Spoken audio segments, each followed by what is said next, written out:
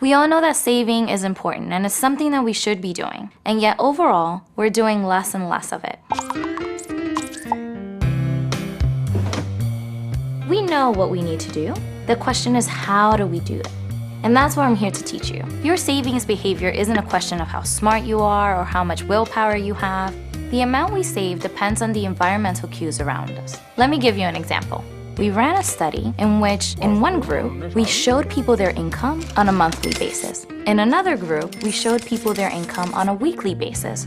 And what we found was that people who saw their income on a weekly basis were able to budget better throughout the month. Now, it's important to know that we didn't change how much money people were receiving. We just changed the environment in which they understood their income. And environmental cues like this have an impact. So I'm not gonna share tricks with you that you already know. I'm not gonna tell you how to open up a savings account or how to start saving for your retirement. What I am gonna share with you is how to bridge this gap from your intentions to save and your actions.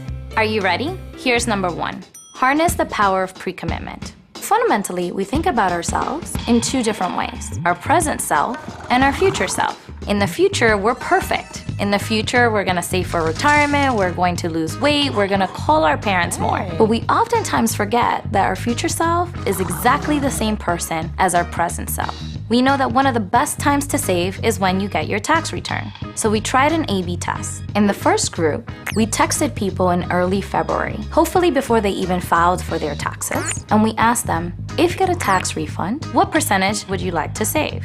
Now this is a really hard question. They didn't know if they would receive a tax refund or how much, but we asked the question anyway.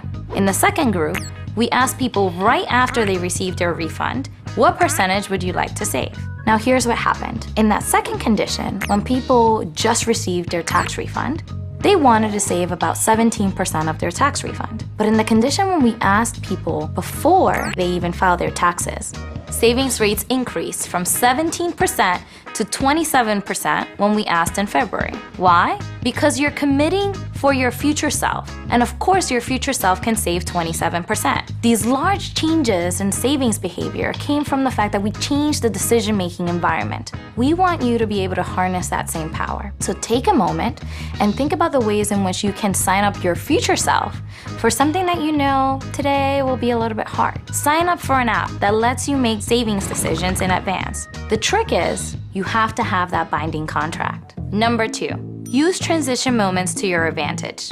We did an experiment with a website that helps older adults share their housing. We ran 2 ads on social media targeted to the same population of 64-year-olds. In one group, we said, hey, you're getting older. Are you ready for retirement? House sharing can help. In a second group, we got a little bit more specific. It said, you're 64 turning 65. Are you ready for retirement? House sharing can help.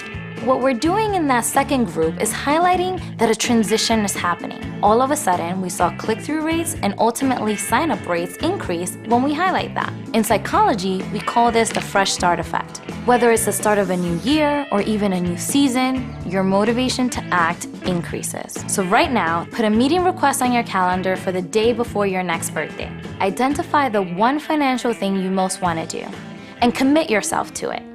The third and final trick, get a handle on small, frequent purchases. We've run a few different studies and found that the #1 purchase people say they regret after bank fees is eating out. It's a frequent purchase we make almost every day and is death by 1,000 cuts. A coffee here, a burrito there, it adds up and decreases our ability to save. Back when I lived in New York City, I looked at my expenses and saw that I spent over $2,000 on ride-sharing apps. It was more than my New York City rent. I vowed to make a change. And the next month, I spent $2,000 again. No change, because the information alone didn't change my behavior. I didn't change my environment. So now that I was $4,000 in the hole, I did 2 things. The first is that I unlinked my credit card from my car sharing apps. Instead, I linked a debit card that only had $300 a month. If I needed more, I had to go through the whole process of adding a new card. And we know that every click, every barrier, changes our behavior. We aren't machines. We don't carry around an abacus every day, adding up what we're spending in comparison to what we wanted.